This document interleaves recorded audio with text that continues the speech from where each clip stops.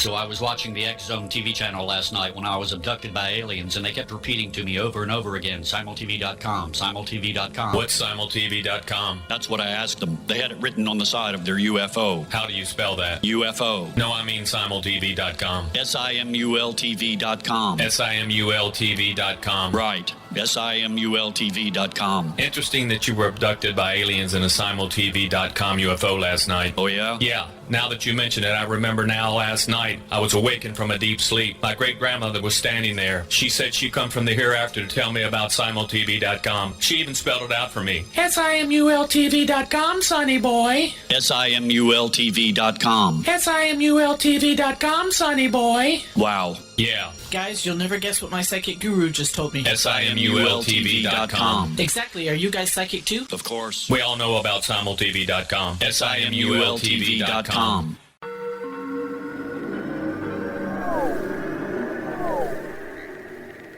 Roswell in the 21st century is a detailed re-examination of the Roswell UFO crash case. I have studied the evidence for more than 30 years, and I now put that evidence under a microscope in a cold case examination of the facts. These facts might not please everyone. They are based on my comprehensive investigation that took years to complete, but they do lead to the conclusion that whatever fell was not built on Earth. The Best of Project Blue Book is based on the 22-year-long investigation conducted by the Air Force. But the book goes far beyond that, bringing in evidence that was uncovered long after Project Blue Book was ordered terminated. Using facts that were unavailable to the Air Force investigators, I was able to prove that the Air Force manipulated the data and drew unrealistic conclusions about the UFO sightings reported to them. My different perspective shows there was more to Project Blue Book than even the Air Force knew. Both books are available at Amazon.com. Join Patty Conklin and Healing Within Radio each week. More than entertainment, Healing Within offers educational, useful tools for everyday life. Listen for help overcoming fear, anxiety, and depression. Patty knows about eliminating cancer, MS, dementia, Parkinson's, and a host of illnesses that we face every day. Life can be good. Life is good. All you need are simple tools to start changing your life. Start right now by visiting pattyconklin.com, PATTICONKLIN. No matter where you are in the world, you can work with Patty through Skype, phone, or in person, visiting one of her retreats in Georgia. Visit pattyconklin.com today or call our offices at 404-474-0086. That's pattyconklin.com or call 404-474-0086.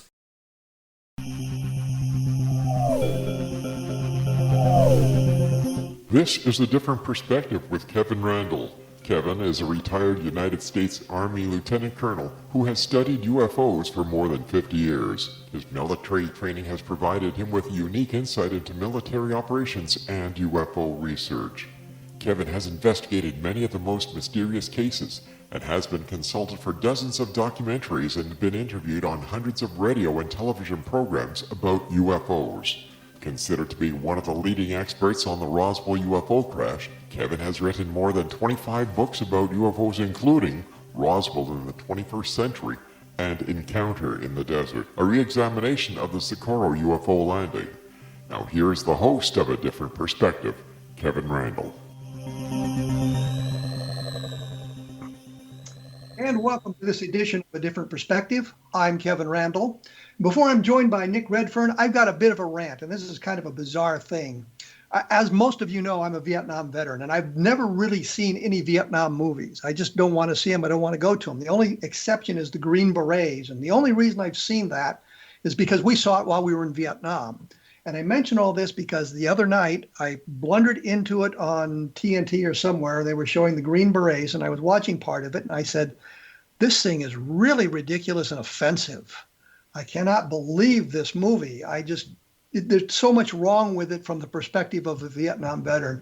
And I just wanted to say, I find that movie offensive because it's just filled with nonsense and probably xenophobia and racism and all kinds of things, not to mention that you got the sun setting in the east, as we've all talked about, or people have talked about in the past. I just wanted to mention that briefly for no other reason than I could.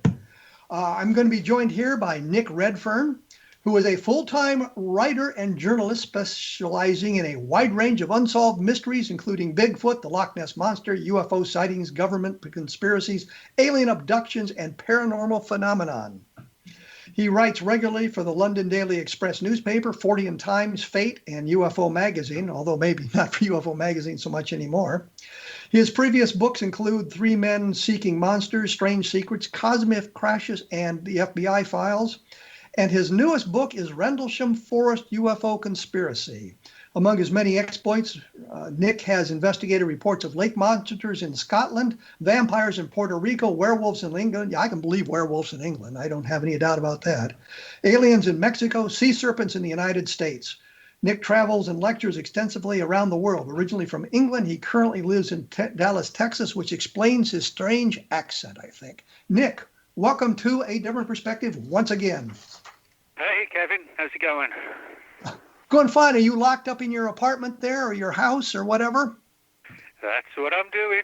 Yeah, I'm not one of these crazy people who thinks that, somebody says it's okay to go outside, so everybody goes outside, No, you can go That's outside. just stupid. You can go outside. Well, yeah, Don't hang around with a lot of people. Well, yeah, I don't mind going outside, but, when there's like 40, 50 people around, I just don't see the point of risking it, so. Yeah, I'm kind of in that category as well. And I guess as a writer, you understand this as well as I do, which is we sit in front of our computers day after day in the house and really don't go anywhere. So being locked into the house isn't that big a difference. Well, that's a good point. I mean, sort of 9 to 5 Monday to Friday, I sort of work, those are my hours. I like to keep regular what I call job hours, 9 to 5, Monday to Friday. But admittedly, I do miss sort of hitting the town Friday night, Saturday night, Sunday night. So, but hopefully, we'll get through all this, and hopefully also, the figures will start dropping down, and we're not going to see as many terrible deaths, on the figure we got now. I mean, it's just awful, Well, let's move on to a happier topic then. Mm-hmm. And I'll point out that several weeks ago, maybe several months ago, I interviewed John Burroughs on this program, and we were talking about Rendlesham Forest, obviously. And he mentioned to me on the program that he no longer believed that what they were involved in was extraterrestrial, but that it had something to do with experimentation that had been going on in that area of England for any number of years, and there have been lots of sightings. And I see from your book, you were working with John Burroughs on this and kind of explore that idea? No, I didn't interview or speak with John for the book, no. But does the book offers an alternative explanation for Rendlesham Forest? Yeah, that's correct. And basically it looks at the picture of Rendlesham as it relates to the UFO angle and why I feel, like John, I guess, that, so I didn't know that, but I guess like John, I've come to the conclusion that Rendlesham was a military experiment. And there's several reasons why I conclude that. And one of them relates to the history of the area. Now, for people who don't know, the Rendlesham Forest case, December 1980, multiple U.S. military personnel who were stationed at the twin bases of Royal Air Force Bentwaters and Woodbridge. Late one night, just over the Christmas period, strange lights were seen in the woods. And it's important to note that, the woods itself, Rendlesham Forest, is open land. Anyone can go there. It's not like it's government land or anything like that. So the guys who saw these lights outside of the base actually had to get permission to go into the woods because, as I said, it's UK soil. It's not part of the bases. And, the guys who were out there saw these strange lights and claimed to have seen this sort of strange craft and all sorts of weird phenomena going on in the woods. Now, that's sort of the thrust of the story.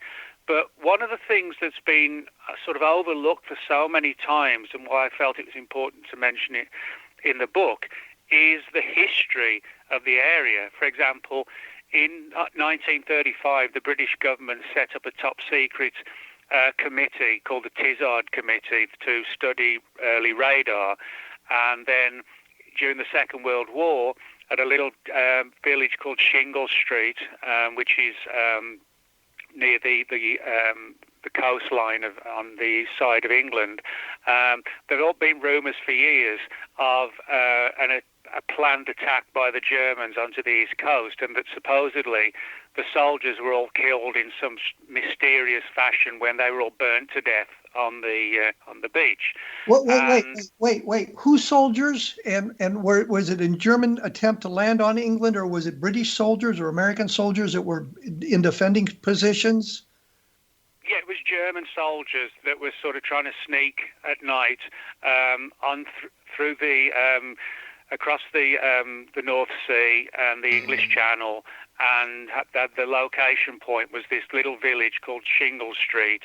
And the story is that the British military knew about this, and somehow the German personnel were essentially just sort of fried and burned with some sort of technology. And that story has circulated for many years. And then in the 60s, there was another top-secret radar program called Cobra Mist. And then in the 70s, there was a Marconi presence in the area as well. Now, the reason why I mention all this, the Tizard Committee, Cobra Mist, the Shingle Street Conspiracy, Marconi, is because all of these facilities that I mentioned and the places and the projects where they were all set up, they were all within 11 miles of Rendlesham Forest. So, in other words, Rendlesham Forest and the surrounding areas has been a hotbed of top-secret experimentation going back to 1935, which really, when you look at it from the perspective of all of those classified experiments from 35, and then right in the middle of it, you've got Rendlesham, you do really have a different perspective. The perspective I think that a lot of people have is just this, this isolated forest which hasn't really had any history in anything apart from that particular UFO case. But when you look into it, the whole area, as I said, has been just a hotbed for UFO activity and classified experiments going on for more than half a century. Well, this is why I thought, and I hadn't seen the book, why I thought John Burroughs was involved, because John Burroughs made a big deal when he was on the program, or mentioned that there had been a lot of experimentation going on in the area and a lot of scientific research going on in the area, and that what they had seen during those days in December were probably maybe part of some of that experimentation, and that it wasn't just confined to those few days in December of 1980, but it was things that had gone on before and things that had gone on afterwards, but everybody focused narrowly on those specific days and those specific sightings. So that's why I thought John Burroughs had been somewhat involved in your book, mistakenly so, but that was why I drew that conclusion. When we come back, we'll take a little bit more look at that sort of thing. I've got to take a quick break here, and I just wanted to thank all of those who have purchased the Best of Project Blue book.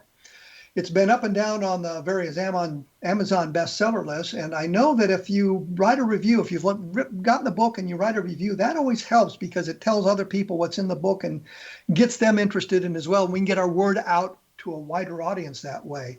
I, of course, do my blog at www.kevinrandle.blogspot.com, and I'll have more information about this. And I'll link to the article or the interview I did with John Burroughs so that you all can hear what he had to say that kind of reflects what Nick is saying here. We will be back right after this with more with Nick Redfern and Rendlesham Forest and those controversies, so please stick around.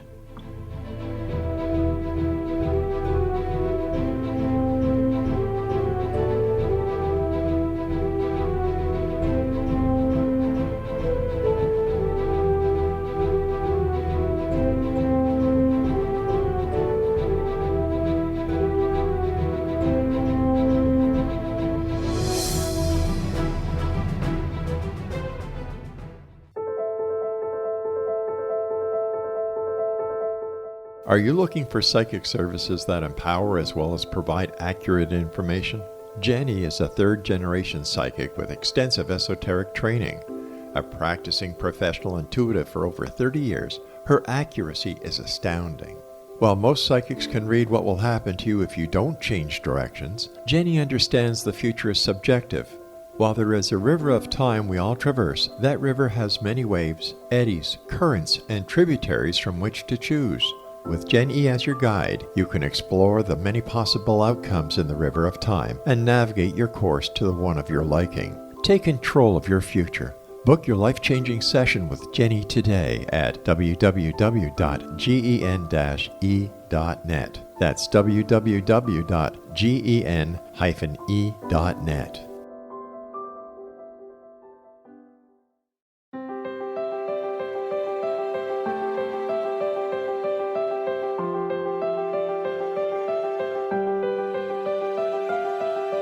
Mission Evolution is dedicated to the well-being of the planet and animals, as well as the evolution of humankind. One major factor threatening all three is increasing toxicity. Heavy metals and other environmental toxins are poisoning our bodies, deteriorating our brains, blocking our spiritual connection, and shortening our lives. Yet these poisons are extremely difficult to remove. I'm Gwilda Wiyaka, and I recently became aware of a product created from the marriage of nature and nanotechnology called Vitality. It's formulated from zoolite, whose crystalline structure binds toxins, gently carrying them out of the body. The light is only as clear as the window through which it shines. Clear your body, shine your light into the world. Visit vitalityhappens.com for a 20% discount. Enter code PATHHOME.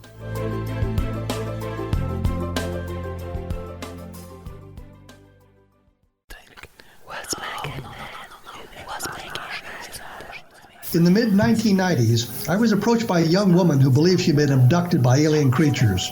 In conversations, I began a journey that took me not into the world of interstellar travel, but back through time into past lives. Under hypnotic regression administered by a professional rather than describing abduction, Jenny, as she is called, begins to tell a tale of horror in 19th century London. Her unbelievable past life seems to connect with Jack the Ripper and other monsters of the past. Throughout the session, Jenny provides a rich detail of her past lives that links some of the most horrific killers in history to one another.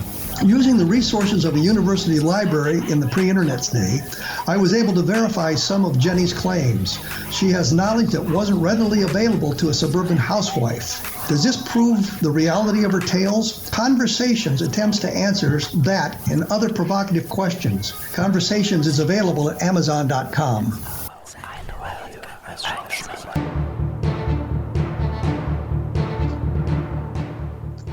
I am here with Nick Redfern, which means actually I'm at my house, he's at his house, and the studio's somewhere else. But we're all connected electronically, I guess.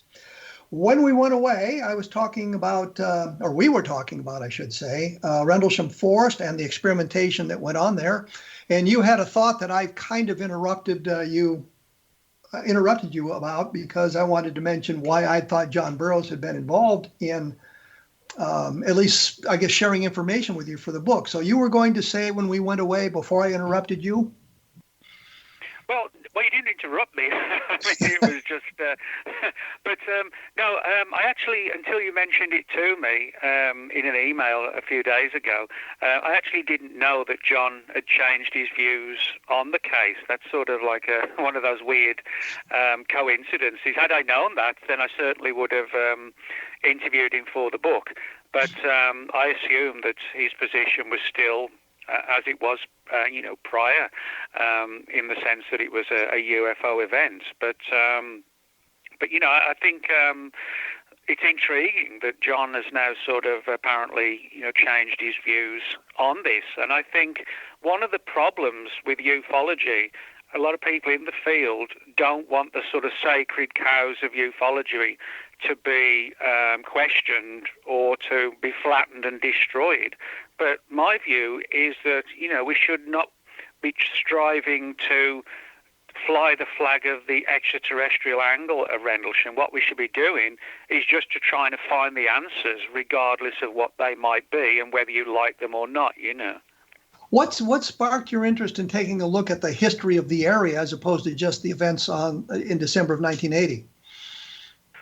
Well, I mean, part of the reason was because, as a kid, as I grew up, just about a 3-hour drive from Rendlesham Forest. So when the case sort of broke in the 1980s, I would go over there. I mean, back then, when Rendlesham happened, I wasn't at work or even university or college. I was still in early high school, when Rendlesham Forest happened.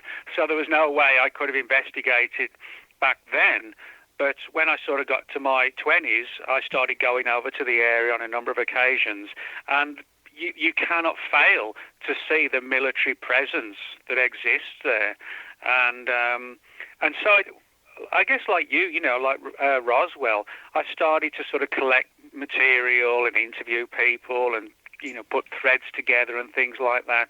And it was very much sort of a slow process, not because there wasn't some intriguing material, but it was, if I was going to do a book on it, it was going to require a long period, to get all the material together.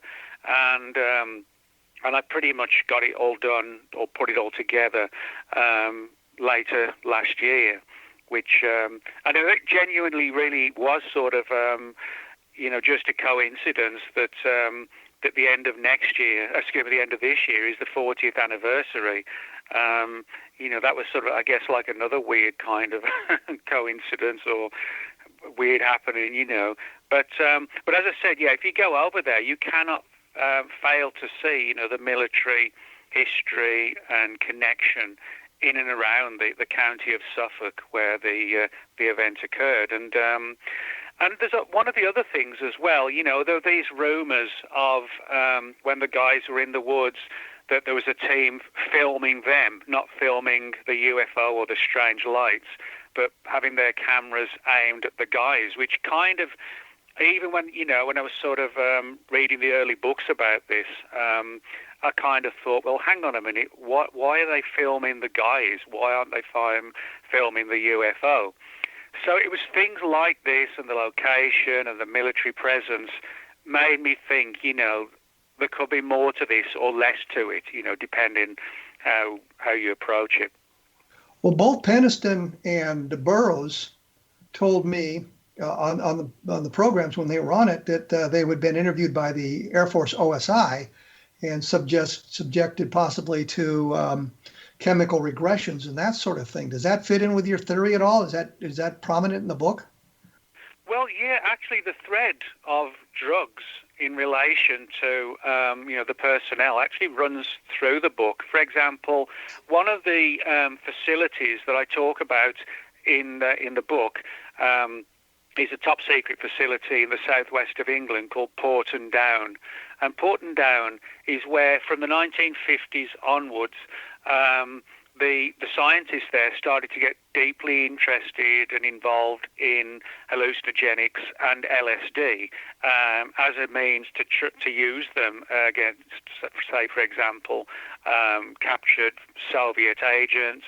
But they also looked into things like the feasibility or the potential feasibility of creating hallucinogenics which could be delivered in an airborne fashion. In other words, create a situation where people on the battlefield, the enemy on the battlefield, could be sort of disabled by some vivid hallucinations, terrifying hallucinations, things like that.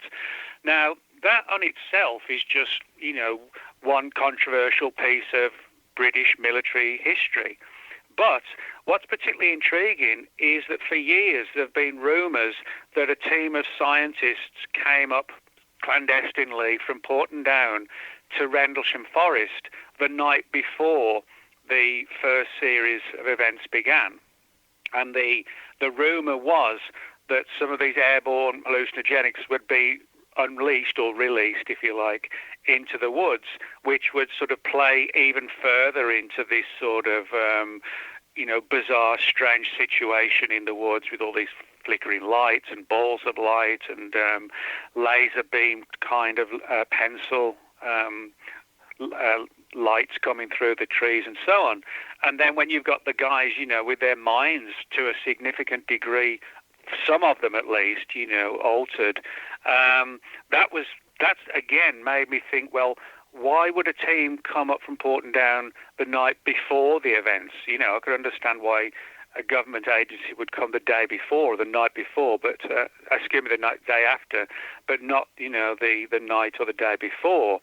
And one of the people who looked into this quite deeply was Lord Hill Norton, who in the 1970s was one of the most powerful and influential figures in the British military in the 70s.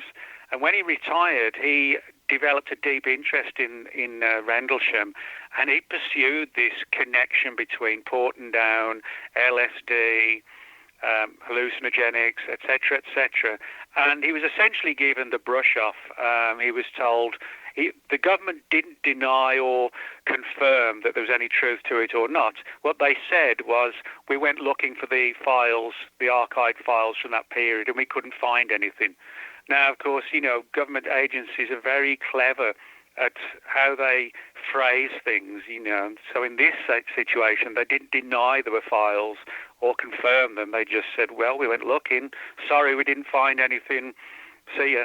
It was basically like that. But that thread of Portendown and the LSD and so on and other hallucinogenics has gone on for years and years in relation to this case. But it hasn't been discussed to a significant degree in hardly any of the books, and I think that's because it sort of diminishes the ET angle, and a lot of people in ufology don't want that to happen. But wouldn't this experimentation, if it took place, be unethical because they're experimenting on people without their knowledge nor their permission? And wouldn't they have had to get permission from the U.S. military to perform these experiments on their military personnel? Well, I mean, the whole situation's kind of strange because, you know, the two bases, Bentwaters and Woodbridge, were built in the Second World War, you know, in the event that Hitler managed to get across the English Channel, which thankfully he didn't. And so what happened was a lot of U.S. military personnel came over to help defend the UK. And so you've got UK bases, UK soil, with a U.S. contingent, which continued until the base is closed down not too many years ago. And you've got the event itself happening on British soil, open soil, which you can take your dog for a walk, you know, on a Sunday morning or whatever. It's not closed land or anything like that. And so the guys had to get permission to go out into the woods to see what the lights were. So, you know, people have assumed that the whole thing was sort of an American program, but Portendown is exclusively, it's like Fort Detrick, you know, where they did a lot of chemical research and biological research, and kind of the thing that also goes on at like the Dugway Proving Ground, you know, things like that. So that kind of pushes it down the road, if you like, of a UK operation, but using as guinea pigs, if you like, US personnel. Or could it be, you know, a combination of the two? It kind of gets into really grey areas, you know, when it comes to who was actually operating this and, you know, who was the primary force in charge, so to speak.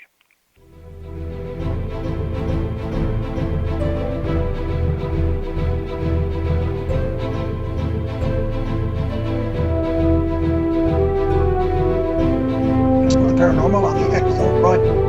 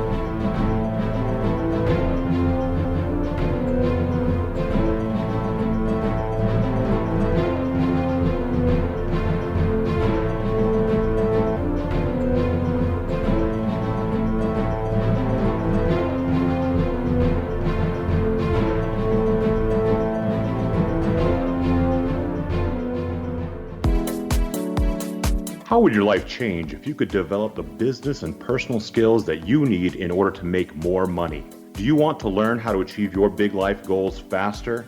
Then go to findhiddenmoney.com and get the Goal for It online course.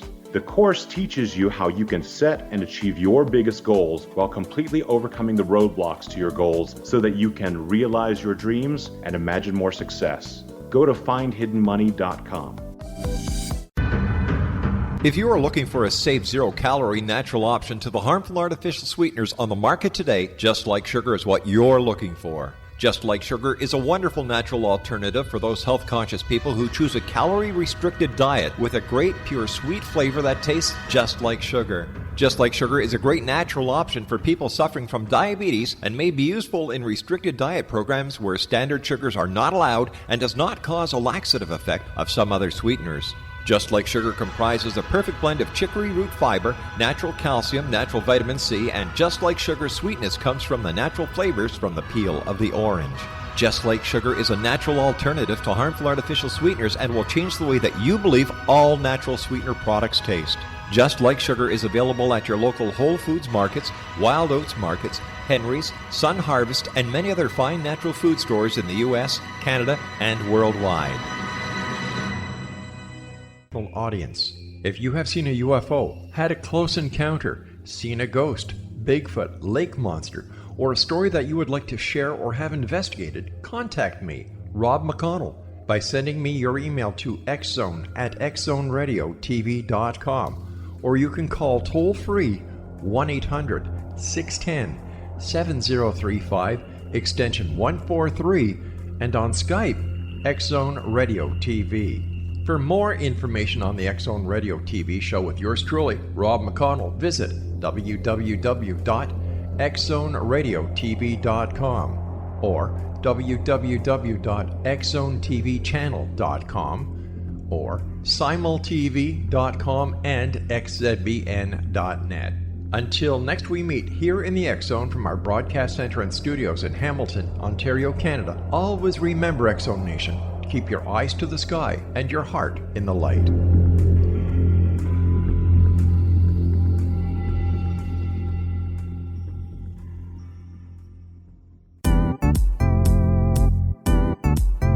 Memorable dynamic presentations are a not-so-secret weapon in the business world. Do you have a powerful message that must be shared, but you haven't found a way to deliver that message? Do you want to be known as a top public speaker who gets amazing results? Are you ready to create and deliver your powerful message? Thomas Hides can help you create and deliver your speech to get the results you desire. Visit iconquality.com.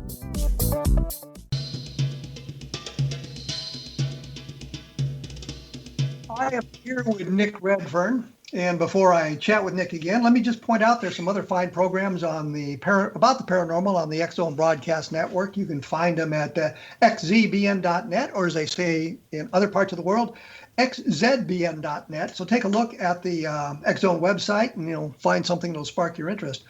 When we went away, we were talking about the experimentation being conducted possibly unethically in the Rendlesham Forest area. And I was wondering, is there documentation that you have that supports a lot of this experimentation and suggests that some of this might have been going on? Yes. One of the most important things, if we go back to Lieutenant Colonel Charles Holt, who's now retired, he talked about, what he saw with the guys in the woods, and he produced this famous memo known as the Holt Memo, which essentially details in summary fashion some of the activity that happened in the woods. Now, one of the things he talked about seeing was like these balls of light in the sky, and also this pencil-like red laser beam also in the woods. Now, that's one of the most important things, as I see it at least, in the story, in the book, and I'll explain why.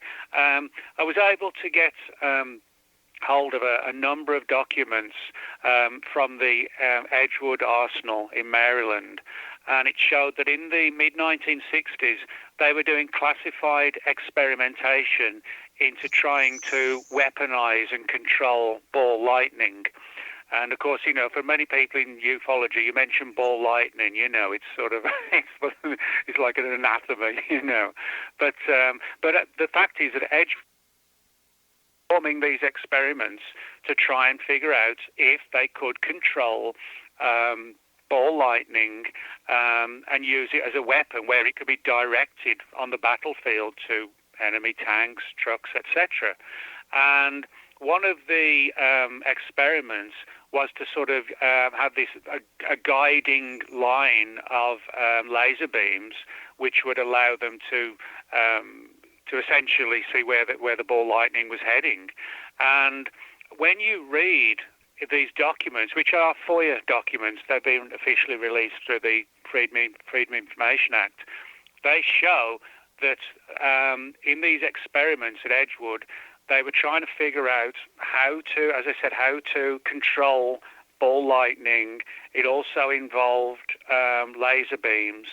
And then when you look at the Holt memo with these strange balls of light and these red beam lights coming down to the ground, it almost, it's practically like a mirror image of the other one. And for me, that's one of the most important things. And even, for example, Georgina Bruni, who in 2000, she wrote a book on Rendlesham called You Can't Tell the People. And although Georgina went primarily down the angle that it was an extraterrestrial event, even she take away the fact that, there were so many similarities between these late 1960 experiments using laser beams and trying to, as I said, control ball lightning. And then you read the memo, the two pretty much kind of match up.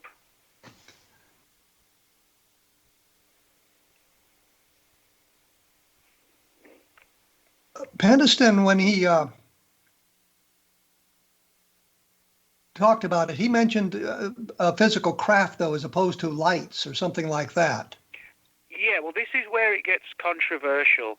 And this is where it comes to sort of the third portion of the story, and that is the alleged use of sophisticated holograms in the woods. Now, the first person in ufology who was given this story, I'm sure you know him, Ray Boucher. And for people who don't know, Ray in the 1980s was the state director for Nebraska.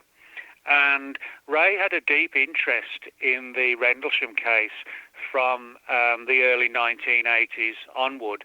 And he even had a extensive correspondence with his senator at the time, Senator Exon. And Ray actually very generously gave me all the correspondence and allowed me to include some of them in the book. Now, following on from all the research he was doing and trying to get answers from his senator, Ray was approached by two Department of Defense scientists who said essentially that what happened at Rendlesham in terms of the specific imagery of the craft was that it was a staged event using sophisticated holograms, and that it was essentially to see how military personnel responded or could respond in extremely strange, highly alternative situations. Would it cause chaos? Would they be running around like headless chickens? Would they be, but actually, sort of controlling themselves? Or was it just going to be, something where they'd just be standing there with their jaws wide open? In other words, it was to see how the enemy would respond, and they ran the experiment to see how it would work on, domestic personnel.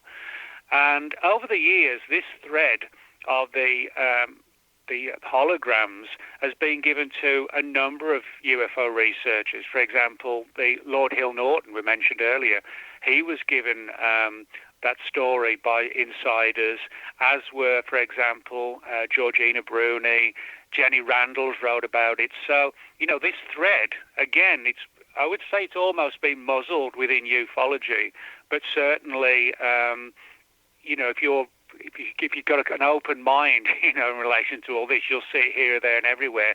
It's just the fact that in ufology, not many people talk about that. Wouldn't you expect them to run the experiment elsewhere, not just in Rendlesham Forest, but in other locations to get a good baseline on human reaction? Well, I mean, if you want to do it in the UK, I talk about this next bit in the book. One of the things I find interesting is the timing. The events were sort of 26, 27, and through 28 of December. Now, that was the Christmas period, and a significant number of the people at the base had actually asked for a few days off, for Christmas. And so I wouldn't say it was right down to a skeleton crew. It wasn't like that. But a significant number of people were not on the bases as they normally would be because it was Christmas. And, in the UK, it's very different to the US, and more so back then. Just about every shop, every bar, club, restaurant, cinema in the UK at Christmas time would be shut down. There would be like a 5-day period where, unless you were the emergency services, everybody would be at home just celebrating for 4 or 5 days. So you wouldn't have many people out in the woods at any time, but at Christmas time there's going to be even less people there. So I find the timing, when the base is down because a lot of people asked for time off. It was Christmas. Most people were at home. And it happened late at night. I mean, the important thing to note, it didn't occur sort of like 2 o'clock in the afternoon, when somebody just might be walking around with their pet dog, We're talking about events that occurred at 3 a.m. deep in the woods.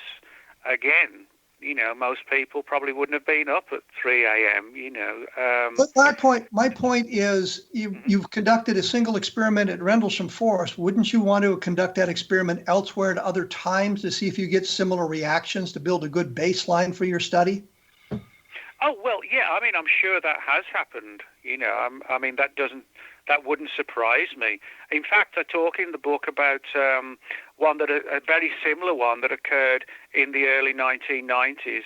The early 1980s.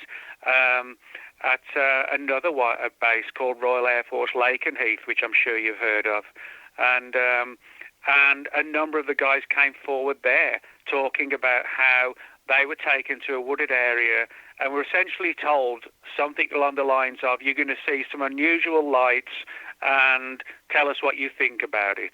And but in this one, it wasn't, they weren't being sort of, it wasn't a ruse, or they were actually told that this is going to be a really weird experiment and we want your opinions. So it would, and also just over the border of Suffolk, which is where Rendlesham Forest is, just over, you've got the county of Norfolk, and Norfolk was home to Royal Air Force Watton, which is now closed down as well. And there were rumours of a similar experiment going on the same night as Rendlesham Forest at Royal Air Force Watton. Now, what's intriguing is that Nick Pope, who's, a believer in the extraterrestrial angle, Nick followed up on rumours that a couple of military guard personnel who are walking their German Shepherds around the perimeter actually ran into a couple of guys dressed in full hazmat outfits. Well, let's explore that. Let's explore that in just a moment, because we have to take the last break here. I'm talking with Nick Redfern. We're talking about Rendlesham Forest, the possibility of an experimentation going on.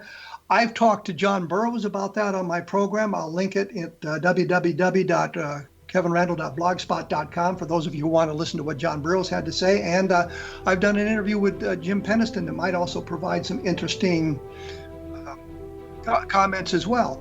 We will be back right after this with Nick Redfern talking about Rendlesham Forest and other paranormal activity, I suppose.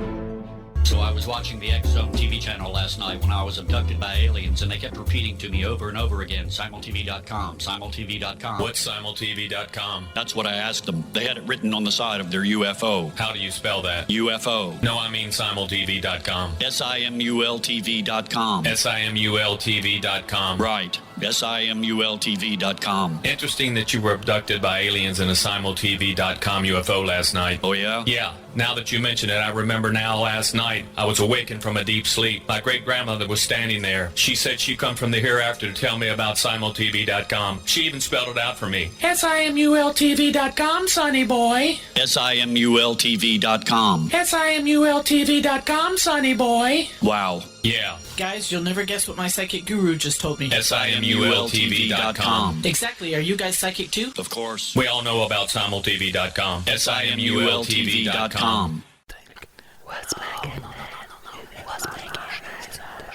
In the mid-1990s, I was approached by a young woman who believed she'd been abducted by alien creatures. In conversations, I began a journey that took me not into the world of interstellar travel, but back through time into past lives. Under hypnotic regression administered by a professional rather than describing abduction, Jenny, as she is called, begins to tell a tale of horror in 19th century London. Her unbelievable past life seems to connect with Jack the Ripper and other monsters of the past. Throughout the session, Jenny provides a rich detail of her past lives that links some of the most horrific killers in history to one another. Using the resources of a university library in the pre-internet day, I was able to verify some of Jenny's claims. She has knowledge that wasn't readily available to a suburban housewife. Does this prove the reality of her tales? Conversations attempts to answer that and other provocative questions. Conversations is available at Amazon.com.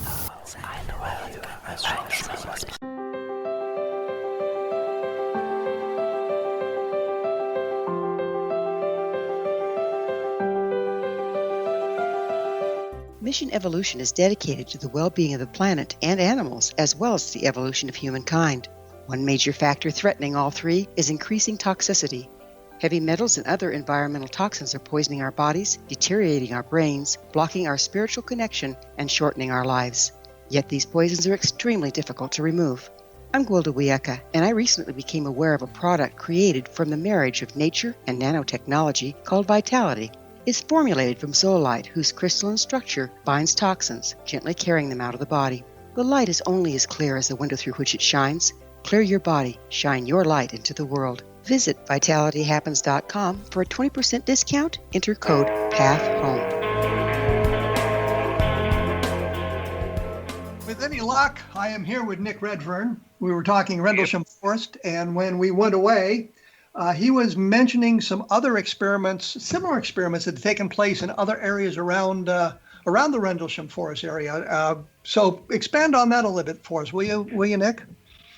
Yeah, sure. Well, the base in question is just over the county line from Suffolk, which is where Rendlesham Forest is, and into the county of Norfolk, where there used to be a military base called Royal Air Force Watton.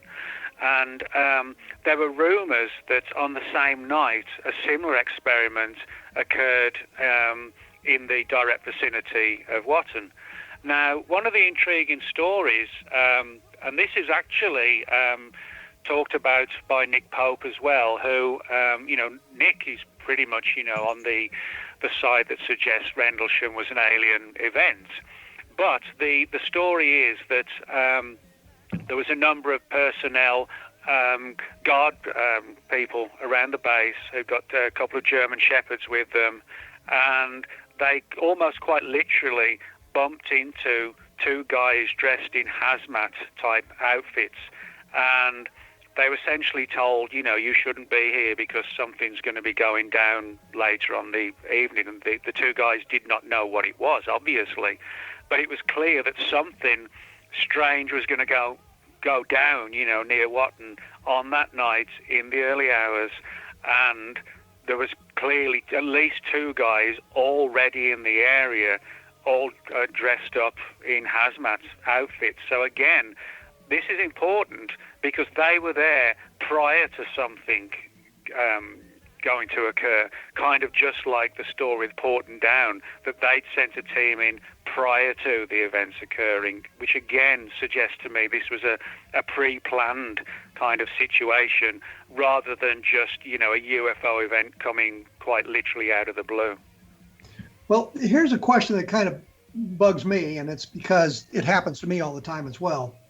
You've written 2 books now, at least 2 books, that are somewhat debunking. You did Body Snatchers in the Desert, which suggested an alternative explanation for Roswell, and now you've done, and I haven't mentioned it enough, I should have done that, Rendlesham Forest, a UFO Controversy, and suggesting an alternative explanation.